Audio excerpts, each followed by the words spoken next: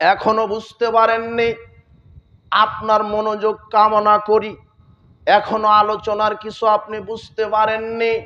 আব্দুল্লাহ ইবনে আমর রাদিয়াল্লাহু তাআলা আনহু তিনি বলেন, রাসূল সাল্লাল্লাহু আলাইহি ওয়াসাল্লাম বলেছেন, লা ইয়াতিয়ান্না লা উম্মতি মা তাআলা বানি ইসরাইল, আমার উম্মতের ওই অবস্থা হবে যে অবস্থা বানি ইসরায়েলের হয়েছিল।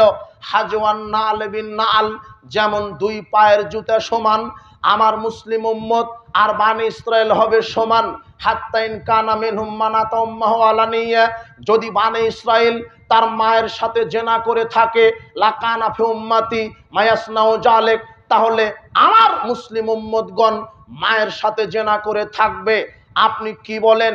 রাসূল সাল্লাল্লাহু আলাইহি ওয়াসাল্লাম এমন ভাষা প্রয়োগ করলেন, যেই ভাষা এত কঠিন ভাষা অন্য কোনো পাপের ওপরে প্রয়োগ করেননি।